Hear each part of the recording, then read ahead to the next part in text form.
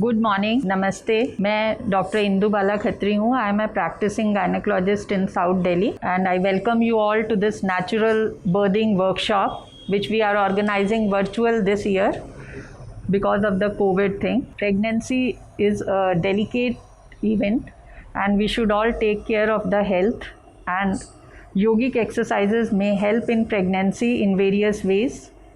In all the 3 trimesters of pregnancy, yogic exercises can be done. Labor can be the natural childbirth or the cesarean section. The natural childbirth is painful, but the pain is very intermittent and it can be taken care of by some medicines or by alternative methods. Deep breathing is very relaxing at the time of labor, and during pregnancy you can take care of yourself by doing the exercises on a regular basis. The yogic exercises you can be doing under supervision of a yoga expert, and you should have taken advice from the obstetrician who is taking care of you in the pregnancy, so that if anything is not to be done, they will specifically tell you. Certain points which we have to take care in the first trimester: avoid steep bends, avoid backward bending, and we should also remember and avoid taking risks because of the risk of the sprain or muscle pull. And जब योगिक exercises करें तब आप साथ में एक chair या table या back wall के सहारा लेके कर सकते हैं, क्योंकि कभी कभी प्रेगनेंसी की अवस्था में दिक्कत हो सकती है. So I once again welcome you all to this natural childbirth workshop. I now would like to introduce Yogacharya Ashok sir, who will be taking the workshop further, और वो आपको एक्सरसाइजेस करवा के दिखाएंगे.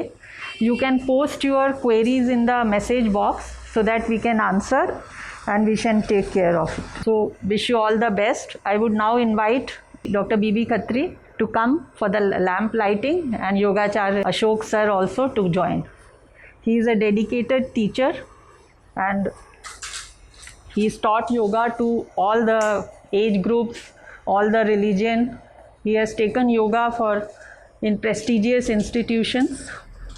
So I welcome Ashok sir to carry forward the program. We'll be doing a lamp lighting to start the session. Ajit.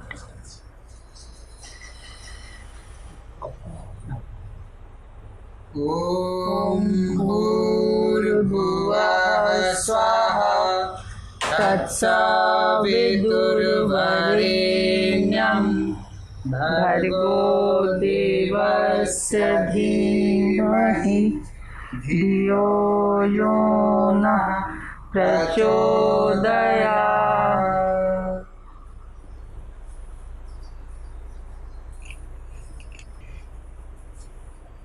I will now ask Yogacharya Ashok sir to carry on the program. नमस्ते सभी को.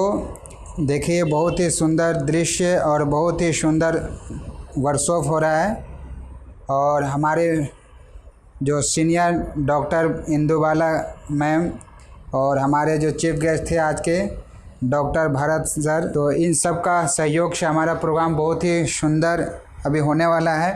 और हम आपको एक एक आसन को बताएंगे कि किस आसन को किस तरीके से करना है आपको. इन सब के लिए बहुत ही सुंदर आप देख पाएंगे. हमारे साथ में हैं दिव्या जी, और जो आपको आसन करके दिखाएंगे कि किस आसन को किस तरीके से करना है, जिसके माध्यम से आप अपने नेचुरल बर्थ को बहुत अच्छे तरीके से आप एंजॉय कीजिए. देखिए, और आपके जितने भी परिचित में हैं, किसी के सिस्टर हो सकते हैं, किसी के भाभी जी हो सकते हैं, किसी के बेटी हो सकते हैं, तो आप प्रयास आपकी ये होनी चाहिए कि कम से कम इसको अधिक से अधिक लोग तक शेयर कर दें. तो आप जितने लोग हमारे साथ ऑनलाइन जुड़े हुए अभी, उस सभी लोग शेयर करें, क्योंकि बहुत ही अच्छा वर्कशॉप हो रहा है और ये आपको देखने को सुनने को मिलेंगे.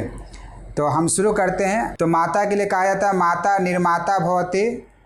माता जो है ममता, वात्सल्य और करुणा की प्रतिमूर्ति है.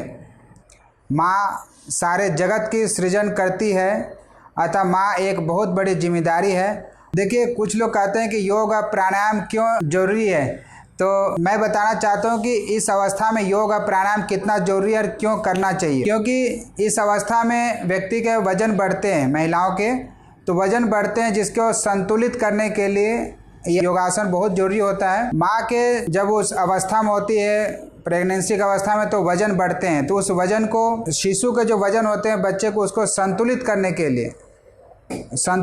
के लिए बहुत ही आवश्यक होता है आसन और प्राणायाम।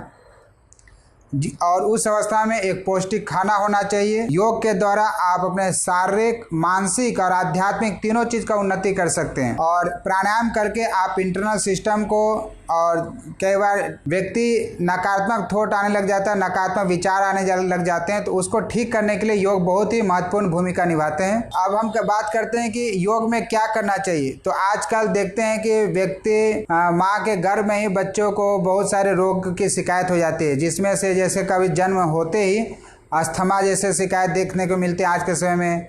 किसी को एलर्जी हो गया है, किसी को साइनस का प्रॉब्लम है, किसी के दिल में छेद हो जाते हैं, किसी के मधुमेह, डायबिटीज़ है। तो इस तरह के रोग होते हैं। इस तरह के रोग से बचने के लिए हम योग का सहारा लेते हैं। बहुत सारे बच्चों में डर का, घबराहट की स्थिति होती है और मानसिक विकार बहुत ज़्यादा देखने को मिलते हैं। तो उनसे निजात पाने के लिए ये हम वर्कशॉप हम कर रहे हैं योगा प्राणायाम से। जब इस अवस्था में होते, उस अवस्था में प्रयास करना है कि आपका दिनचर्या बहुत अच्छी हो, खास करके आपका खान पान, व्यायाम। टेलीविज़न में उस प्रोग्राम को देखना चाहिए जो प्रोग्राम देख के आपके अंदर पॉजिटिव वाइब्रेशन है। और प्राणायाम क्योंकि आपके जीवन पद्धति को सुधारता है और ये जो समस्याएं होती है उन समस्याओं से ये निजात दिलाते हैं। और इस अवस्था में प्रयास करना चाहिए कि व्यक्ति को प्रकृति से जुड़ना चाहिए, चिंता मुक्त रहना चाहिए, पॉजिटिव विचार होना चाहिए। और कपड़े के लिए जैसे कि मैम बता ही रहते हैं, आप इसका संपर्क में जो भी हैं उनका गाइडेंस आपको मिलते हैं। नशीले पदार्थ से इस समय जरूर दूर रहना चाहिए। नशीला पदार्थ चाहे किसी भी तरह का हो, स्मोकिंग हो, चाहे वो शराब हो, चाहे गुटखा हो, बहुत सारे लोग ऐसे, इन सब से बिल्कुल भी आपको दूर रहना है।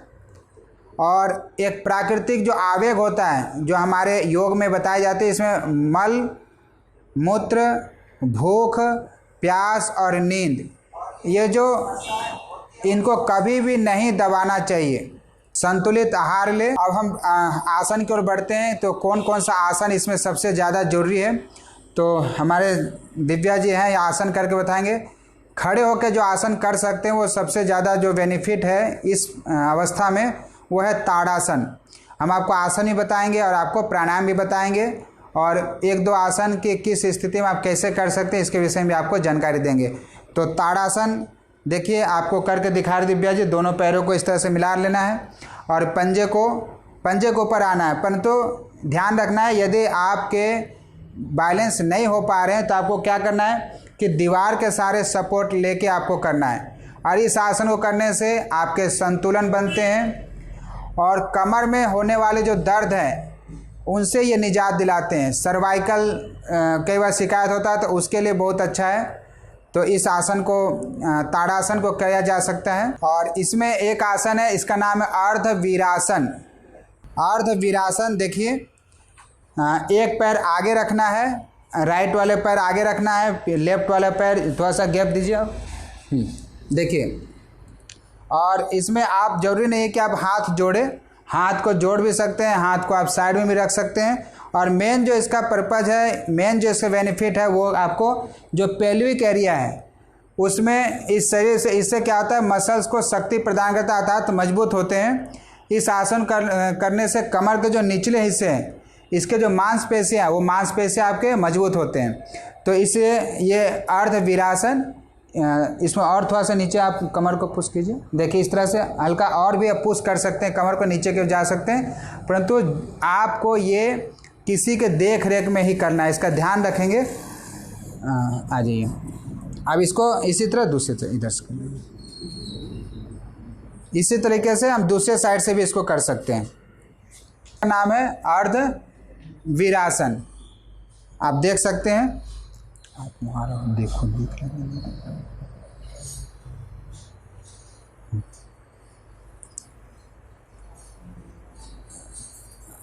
आ जाइए वापस। अच्छा, इसके बाद में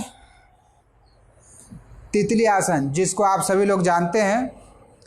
और इसमें क्या करना है कि दोनों पंजों को इस तरह मिला कर रखना है, घुटने आपके साइड में होंगे, तलवे का आपस में मिलाना है और धीरे धीरे घुटने को हल्का हल्का धीरे धीरे आप आराम से थोड़ा ऊपर कीजिए, देखिए धीरे धीरे ऊपर और नीचे ले जाएंगे।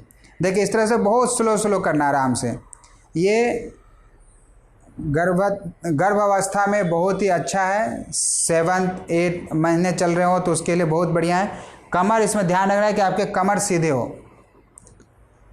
इससे भी आपके जो निचले हिस्से हैं, पेल्विक मसल्स, रेक्टम पार्ट के आसपास के जो मसल्स है, उसमें बहुत ही बेनिफिट होता है।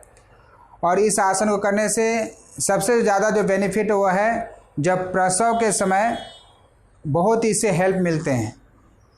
तो ये तितली आसन जिसको हम बटरफ्लाई करते हैं। इसके बाद वक्रासन, ये सहज वक्रासन है।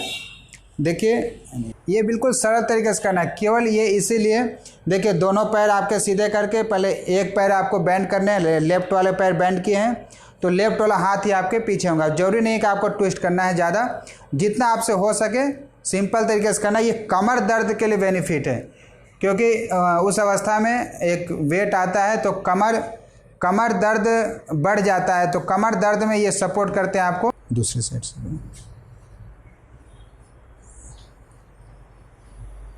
ये देखिए, इसमें ये जो स्पाइन है, ये स्पाइन को ट्विस्टिंग करता है, तो इसके लिए कमर दर्द में बहुत ही ज़्यादा बेनिफिट मिलेगा इस अवस्था में। तो इस आसन को किया जा सकता है। इसका नाम है सहज वक्रासन। और इसके बाद हम अगला आसन करेंगे सहज पश्चिम उत्तानासन। बिल्कुल सरल तरीके से करना है। इसमें आपको पैरों को देखिए पकड़ के रखना है।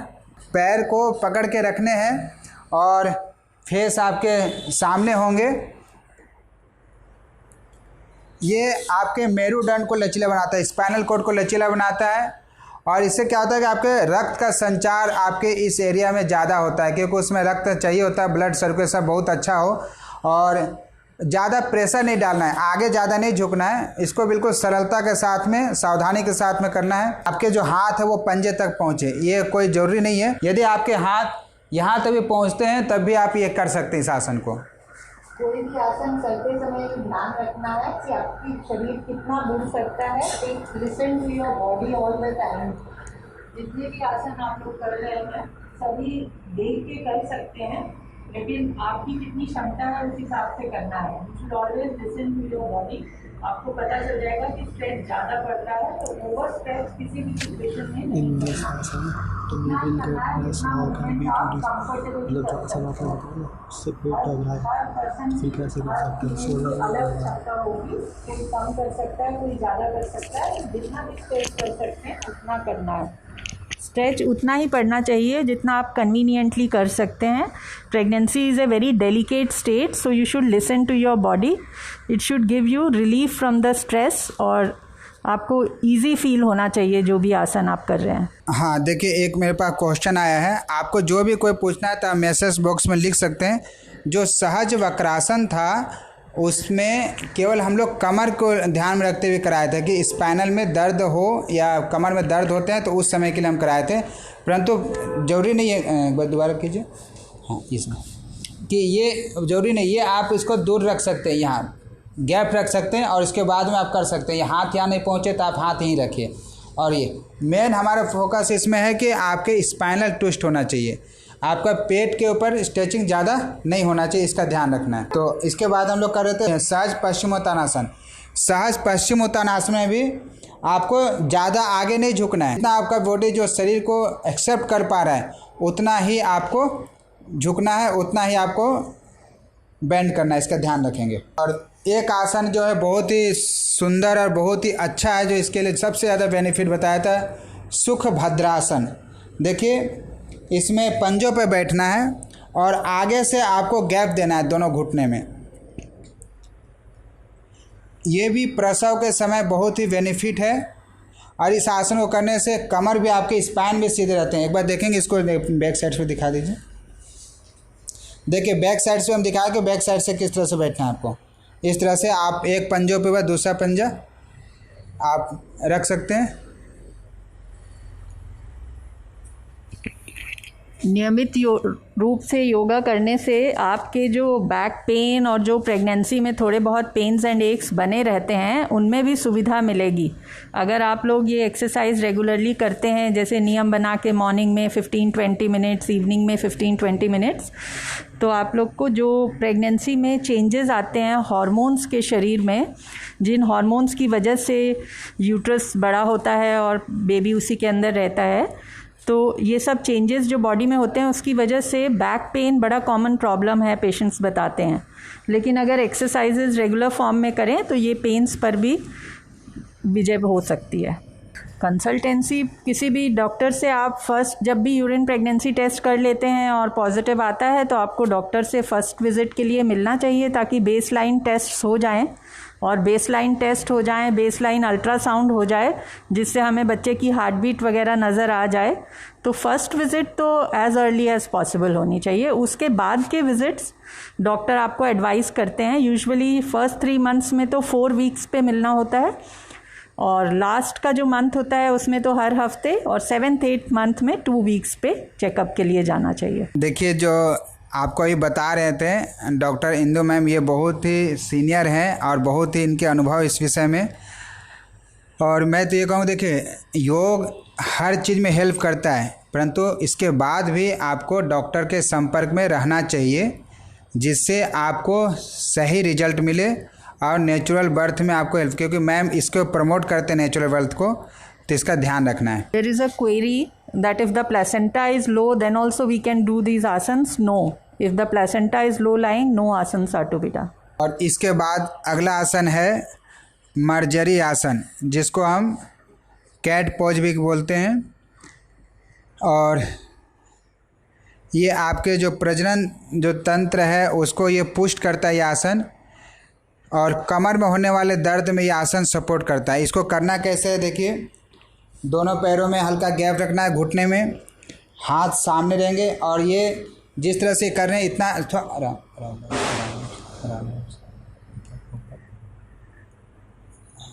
ये देखिए, थोड़ा सा स्पाइन को ऊपर और नीचे करना है। इससे स्पाइन में बहुत ही सपोर्ट मिलता है, क्योंकि वज़न बढ़ने के कारण, वेट बढ़ने के कारण, क्योंकि पेट आगे की ओर आता है तो हमारा जो स्पाइन वो अंदर की ओर हो जाता है, तो इसके कारण प्रेशर होता है तो कमर में दर्द होता है। तो इस आसन को करके आप कमर दर्द से निजात पा सकते हैं और अपना बचाव कर सकते हैं।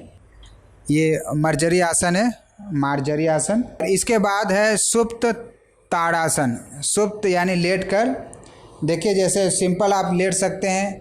यदि आपको इस तरह से लेटने में आपको असावधानी हो रही है तो आप बिस्तर पर सपोर्ट लेकर लेटे, जैसे जिससे आपको लेटने में सावधानी हो। और दोनों हाथ को इंटरलॉक कर लेंगे ऊपर की ओर, नीचे पैर को इंटरलॉक कर, दोनों पैर को मिला लेंगे। ऐसे शारीरिक और मानसिक दोनों तरीके से संतुलन करता है ये आसन।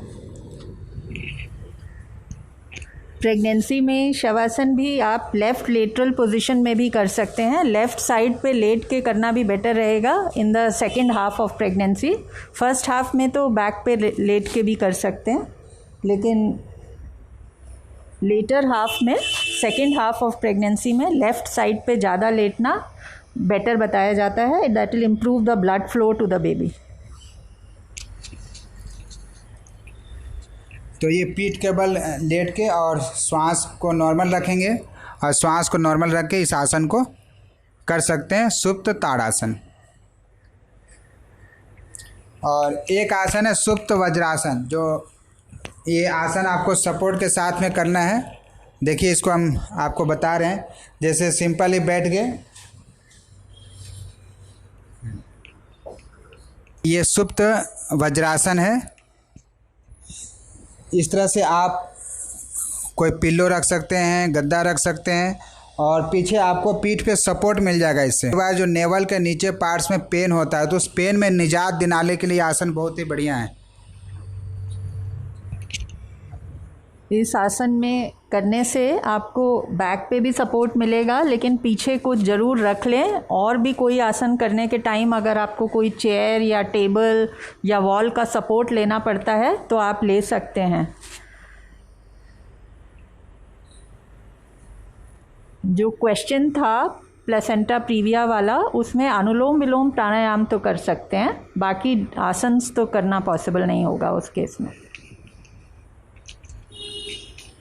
तो ये सुप्त वज्रासन आप देख लिए, इस तरह से सपोर्ट लेके आप कर सकते हैं। कोई ना कोई आपके देखिए हम यहाँ पर आपको बता रहे हैं कि ये आसन किया जा सकता है, परंतु ध्यान रखें वो आसन तो आपको करना है, परंतु किसी न किसी के सपोर्ट से कोई ना कोई आपके पास हेल्प करने वाला होना चाहिए, कोई अच्छे योग टीचर होना चाहिए, उसके सानिध्य में ही करें आसन को। और इसके बाद शवासन, जो सभी तरह के तनाव से मस्तिष्क को आराम देता है। लेफ़्ट लेटरल पोजीशन, ये लेफ़्ट साइड पे जो करवट लेके लेटने को बेटर बोलते हैं, उसमें आप ऊपर वाले लेग के घुटने के नीचे पिलो भी रख सकते हैं ताकि आप कंफर्टेबली लेट सकें।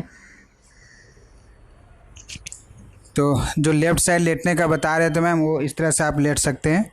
और इसके बाद शवासन, देखिए शवासन पीठ के बल लेटना है और ये आपके किसी कंफर्ट जोन हो बिस्तर पे। इस आसन को करने से क्योंकि तनाव से मुक्ति मिलती है और मस्तिष्क को बहुत ही आराम और शांति मिलती है जब आप रिलैक्स होकर शवासन करें।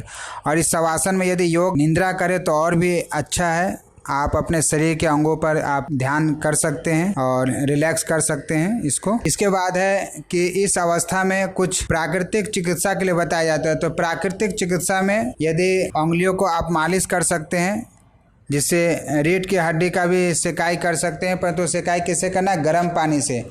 गर्म पानी कर लेना है और टावल को डिप करना है और टावल को हल्का निचोड़ के और फिर स्पाइन पे आप लगा सकते हैं। और कई बार पैरों में भी दर्द होते हैं, पैर में थकावट होते हैं, तो उसके समय आपको गर्म पानी में पैर को डिप करना है, जिससे आपको थकावट में आराम मिलेगा। आप इस तरह से देख सकते हैं, हमने आपको पीपीटी के माध्यम से दिखाने का प्रयास कर रहे हैं कि इस तरह से आप पैरों में तेल लगवा सकते हैं हल्के हाथों से।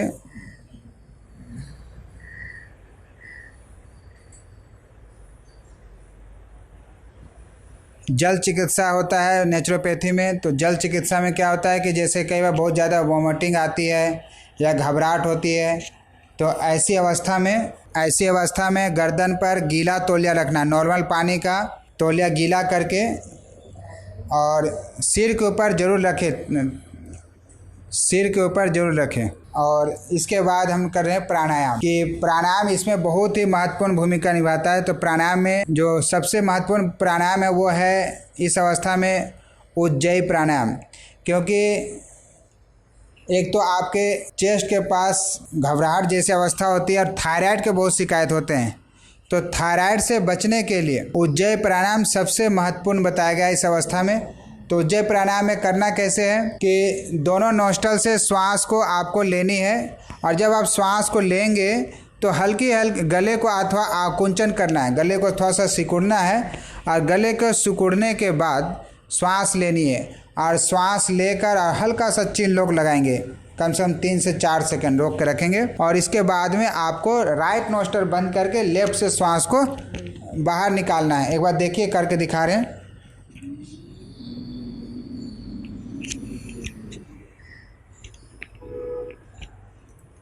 इसमें जालंधर बंद थोड़ा सा लगा सकते हैं। और इसका जो सबसे महत्वपूर्ण भाग जो हिस्सा है या जो सबसे ध्यान रखने की बात है वो है राइट नोस्ट्रल बंद करके लेफ्ट से श्वास को छोड़ना है, क्योंकि हम जब श्वास लेते हैं तो हल्के ये गर्म हो जाते हैं। इसको प्राणायाम गर्म तासीर बताया गया है। तो लेफ्ट से प्राणायाम जब श्वास को बाहर निकालेंगे तो फिर ये रिलैक्स हो जाते हैं, यानी बैलेंस हो जाए। हाँ, देखिए जो प्राणायाम हम बता रहे हैं आपको वही प्राणायाम करना है, और कोई ऐसा नहीं कि आप अपने मन से करें। एक तो आप किसी अच्छे टीचर के संपर्क में रहें, डॉक्टर के संपर्क में तो रहना ही रहना है, और कोई योग टीचर जो हो जिसके पास अनुभव हो उन्हीं से आप सीखें योग के लिए। और जिनका अभी चर्चा कर रहे थे मैम, अनुलोम विलोम प्राणायाम, ये बहुत ही बढ़िया प्राणायाम है।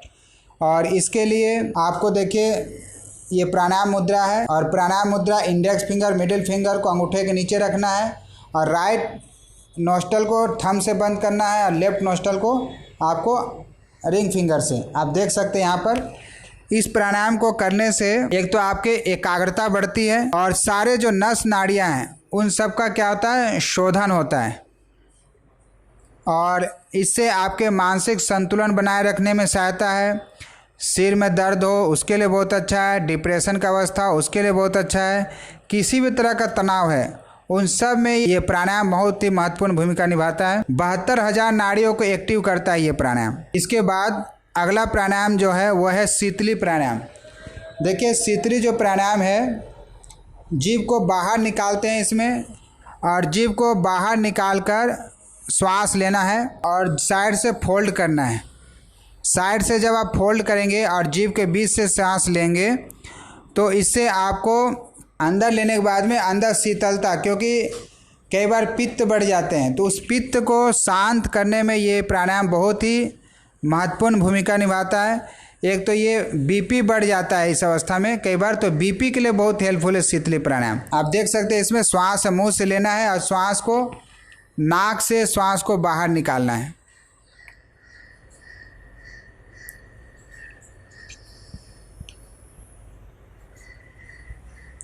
और इसको कितना देर करना है, तो ये सभी चीज़ आपको आवश्यकता के अनुसार, यदि आपको लगता है कि नहीं मुझे बीपी बढ़ा है और मुझे इसको कंट्रोल करना है, मुझे अपना ध्यान, तो आप इसको कम से कम 10 बार करें, 15 बार करें इसको, तो इसको आप इस तरह से कर सकते हैं। तो शीतली प्राणायाम। और इसके बाद ब्राह्मणी प्राणायाम। तो देखिए ब्राह्मणी प्राणायाम में, ये जो ब्राह्मणी प्राणायाम है सन्मुखी मुद्रा में करना है।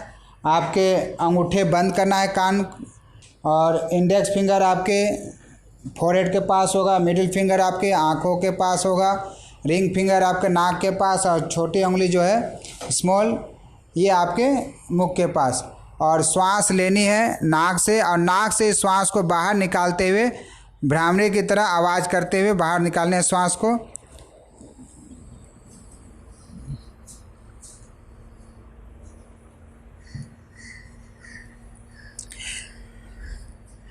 मन की चंचलता के लिए बहुत ही अच्छा प्राणायाम है, और बीपी बढ़ जाता है उसके लिए बहुत अच्छा है, और ये हृदय रोगों के लिए बहुत अच्छा है ये प्राणायाम। इस सबसे बड़ी कि ये आपको संतुलित करता है ये प्राणायाम आपको। कोई भी प्राणायाम अगर आप ज़मीन पर बैठकर नहीं भी कर पा रहे हैं, आसन पे या मैट पे, आप चेयर पे बैठ के भी प्राणायाम कर सकते हैं अपनी सुविधा के अनुसार। जी, मैंने कहा था कि आपको आवश्यकता को ध्यान रखते हुए आपको करना है इस अभ्यास को। उद्गित प्राणायाम, जो ब्राह्मणी प्राणायाम को भी कम से कम आप 10 बार करें। ये प्राणायाम तो आप कभी भी सुबह शाम दोनों समय 10-10 बार आप कर सकते हैं इस प्राणायाम को, ब्राह्मणी प्राणायाम को। और इसके बाद है उद्गित प्राणायाम। उद्गित करते होता है ध्यानात्मक आसन में आप कुर्सी पे बैठ जाएं, यदि आप नीचे बैठ सकते हैं तो नीचे बैठ जाएं सपोर्ट लेके, और ओम का उच्चारण करना है। और ओम का उच्चारण से, इसके वाइब्रेशन से पूरे मस्तिष्क आपके इससे प्रभावित होते हैं, मन में स्थिरता आती है। तो आप इस तरह से बैठ के ज्ञान मुद्रा लगाकर ओम का चैंटिंग करेंगे। ये उद्गित प्राणायाम है। मानसिक तनाव, चिंता, भय, इन सब को हटाने में बहुत ही महत्वपूर्ण भूमिका निभाता है उद्गित प्राणायाम। और इसके बाद सोहम। देखिए उपनिषद में एक चर्चा आता है सोहम मंत्र का, और सोहम का मतलब होता है सो और हम। इसमें क्या होता है कि जब पूरा यानी श्वास को जब अंदर ले रहे हैं तो सो की आवाज़ आनी चाहिए, यानी मन में आपको श्वास के साथ में इसको जाप करना होता है। और हम का मतलब होता है जब श्वास को बाहर निकाल होता है, जब रेचक कर रहे होते हैं तो आपको हम की आवाज़ आनी चाहिए। तो सो हम, सो हम, सो हम, इसको श्वास के साथ जाप करनी होती है। ये मानसिक शांति के लिए सर्वश्रेष्ठ जाप बताया गया है, उपनिषदों में इसकी चर्चा आती है, तो इसको आप जरूर करें इस सोहम मंत्र जाप को। इसके बाद आता है ध्यान, और ध्यान में वैदिक ध्यान। देखिए ध्यान की चर्चा हर शास्त्रों में इसका वर्णन किया गया है। जितने ऋषि, महर्षि, महापुरुष हुए सभी ने ध्यान का सहयोग लिए हैं। और ध्यान के लिए आप किसी भी सुविधाजनक अवस्था में बैठ जाएं, आसन में नीचे बैठ सकते हैं, कुर्सी में बैठ सकते हैं, और बैठने के बाद पूरी जागरूकता के साथ में पूरी अवेयरनेस होके आती जाती हुई श्वासों पर ध्यान देना है आपको, और जिससे आपके लय टूटे नहीं। और ये ध्यान करने के बाद में आप अपने आप को बहुत ही पॉजिटिव, सकारात्मक, क्योंकि कहा जाता है माता निर्माता भवति, माँ जो होती है निर्माण करने वाली होती है। और जैसा विचार आप करेंगे, जैसा पॉजिटिव भाव आपके अंदर होगा, वैसा ही बच्चे का निर्माण होगा। और हम चाहते हैं कि आप इनका अभ्यास करें, आसन का, प्राणायाम का, और आप अपने आप को बहुत ही सुंदर और बहुत ही अच्छे निर्माण करने में हमारी तरफ से बहुत बहुत शुभकामनाएं। आप इसका लाभ उठाएं। Thank you, Ashok sir, and thank you, Divya, for eliciting these exercises. It was done in a very good way. Pregnancy के समय में काफ़ी भय होता है, patients are anxious, they are worried, and to allay the anxiety also, yoga would be a very good thing, because first pregnancy में तो female को काफ़ी चिंता होती है कि लेबर में क्या होगा, कैसे होगा, मैं कर पाऊँगी कि नहीं, अनसर्टेनिटी भी होती है, फियर भी होता है. तो ये सब भी आप अगर रेगुलर प्राणायाम करते रहते हैं, एक्सरसाइजेस करते रहते हैं, तो you can connect better with your baby, and the mind body control is better in these things. So one can keep doing exercises. I would like to say a few words about nutrition in pregnancy and about lactation also, because these are also important parts. About the nutrition, I would say that small frequent meals is the dictum. थोड़ी थोड़ी देर में थोड़ा थोड़ा खाइए, एक बार में नहीं खाना खाया जाता तो भी कोई ये नहीं है. हाई प्रोटीन डाइट लेनी होती है, वो इम्पॉर्टेंट रहता है. बेबी की ग्रोथ के लिए भी न्यूट्रिशन अच्छा रहता है, और अच्छे न्यूट्रिशन से प्री मैच्योर और लो बर्थ वेट का प्रॉब्लम भी नहीं रहेगा. और मदर के लिए भी हमें ध्यान रखना है, मदर की हेल्थ का भी. तो heart burn, nausea, constipation, vomiting, ये सब कॉमन प्रॉब्लम्स होती हैं. मदर को एनीमिया नहीं होना चाहिए, हीमोग्लोबिन वगैरह मेंटेन रहे, इसलिए आयरन रिच डाइट लेनी पड़ेगी. एवरेज वेट गेन एक प्रेगनेंसी में 10 to 12 किलोज़ होता है, लेकिन फर्स्ट 3 मंथ्स में हो सकता है थोड़ा बहुत वेट कम हो जाता है मदर्स का, और उसके बाद वेट गेन शो होता है सेकेंड हाफ में. शरीर में काफ़ी सारे चेंजेस होते रहते हैं प्रेगनेंसी में, जैसे ब्लड वॉल्यूम के चेंजेस होते हैं, हार्ट का फंक्शन सारा चेंज होता है, मेटाबॉलिज्म चेंज होता है, रेस्पिरेटरी चेंज होता है, चेंजेस आते हैं, और गैस्ट्रोइंटेस्टिनल सिस्टम का भी चेंज होता है. Mother's diet during pregnancy definitely has a direct influence on the foetal growth and health of the newborn. Mothers with poor nutrition will definitely have a baby with a smaller size and low birth weight babies. So the nutritional needs are depending on the trimester. The total energy needs are additional 350 kilocalories per day in the second and third trimester. And the protein intake should in the first, second and third trimester should be increased. Iron additional.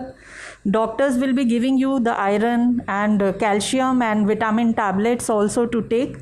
Proteins also to take. So the proteins are necessary for the growth of the fetus. Carbohydrates also in sufficient amount should be taken, so that the adequate glucose for the fetal brain development can be there. Diets rich in iron and proteins should be taken, like fruits, vegetables, and green leafy vegetables, fruits. Colored fruits are rich sources of iron, so they should be taken. Milk and milk products, calcium, magnesium, vitamin C, all these things. Omega-3 fatty acids should be taken in plenty. Iron and proteins. Fats can be taken in a restricted way, so that it does not affect too much on the size. And depending on the tests, if the sugar is come high in the tests in pregnancy, then we may not be giving you carbohydrate rich diet, so that we'll have to avoid in pregnancy. Zinc is an important nutrient which is to be given to increase the growth. Folic acid helps in preventing neural tube defects, so folic acid tablets can be started even 3 months before the pregnancy, and during the first 3 months of pregnancy folic acid supplements should definitely be taken. Calcium helps in the bone growth and bone strength.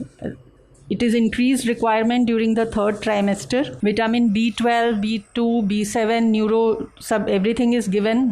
In vegetarian diets, we can increase the vegetarian food. Green leafy vegetables can be improved. Apple, pear, peaches, green leafy vegetables. Animal sources are also rich in proteins, so they can also be taken depending on the dietary habits. Walnut, almonds, avocados, all these are rich sources. Do not skip a meal in pregnancy. Small frequent meals, eat 5-6 meals in a day. Do not skip a meal, eat a variety of foods, drink plenty of water, enjoy food in moderation, avoid caffeine. You can take your prenatal vitamins daily and stay physically active, because there is a lot of lethargy in pregnancy. So physically, if you are keeping yourself active with some form of exercise, maybe the yogic exercise, then you can be keeping yourself fit. Proper weight gain is important. Mother's diet during pregnancy has a direct influence on fetal growth. A healthy mother suffers from fewer complications in pregnancy. A healthy mother brings forth a healthier baby. So all the best, all my wishes. A word about lactation also I would like to add, because breastfeeding is the best method of feeding the baby, and the baby should be totally breastfed.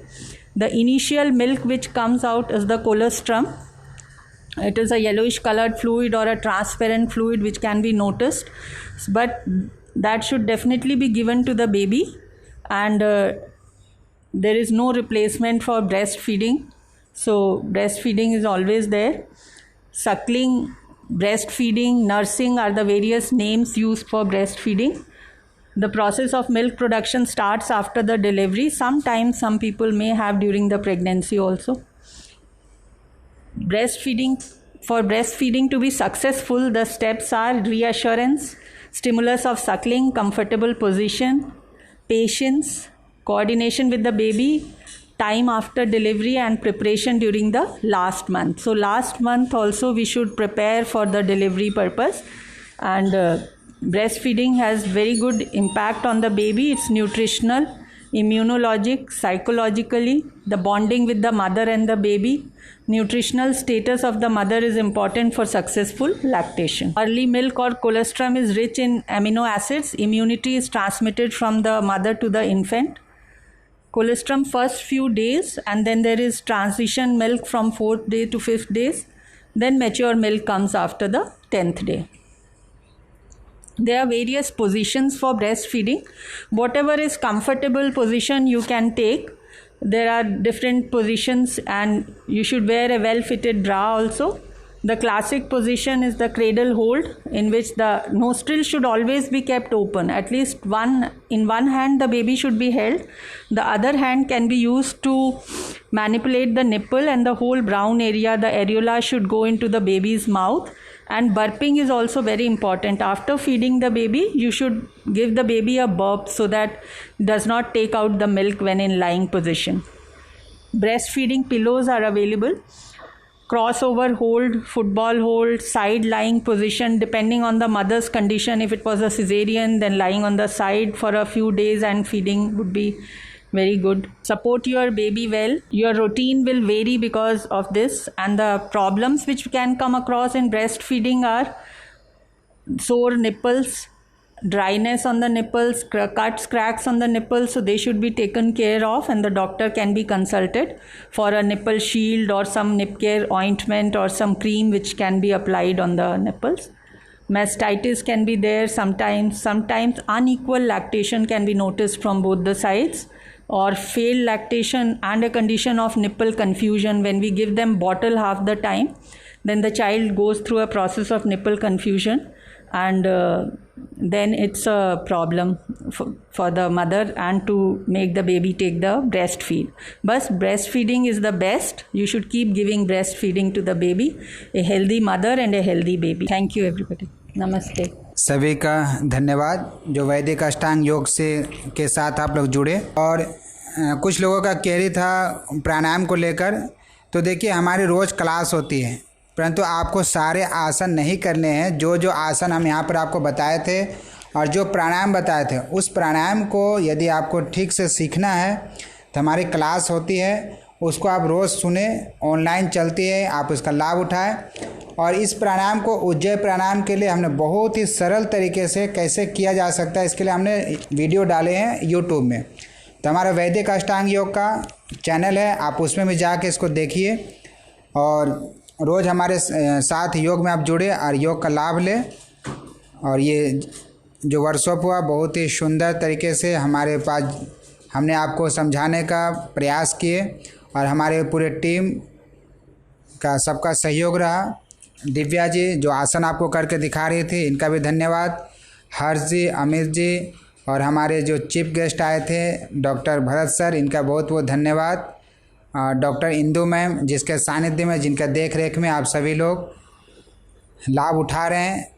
और इसमें number है, तो जिनको भी और भी किसी तरह का जानकारी चाहिए तो तो आप डॉक्टर इंदु मैम से आप संपर्क कर सकते हैं। आप सभी का बहुत बहुत धन्यवाद जुड़ने के लिए। और हमारा जो यूट्यूब चैनल है उसमें जाकर आप प्राणायाम जरूर देख लें। यदि किसी को डाउट है तो यदि आपको कुछ समस्या है, कुछ पूछना है योग संबंधित, तो आप नंबर है तो आप फ़ोन कर सकते हैं, फ़ोन करके आप पूछ सकते हैं। तो आइए इस कार्यक्रम को यहीं पर, इस प्रोग्राम को, वर्कशॉप को यहीं पर समाप्त करते हैं शांति पाठ करके। शांति पाठ। ओम देव शांति अंतरिक्षम शांति पृथ्वी शांतिरापः शांति ओषधयः शांतिः वनस्पतयः शांति विश्वे देवाः शांति ब्रह्म शांति सर्वं शांति शांतिरेव शांति सामा शांतिरेधि। ओम शांति शांति शांति। ओम। सभी को नमस्ते, सभी का धन्यवाद। और आप इस पेज को आप शेयर कर दें जिससे आप अधिक से अधिक लोग इसका लाभ उठा सकें। धन्यवाद। नमस्ते।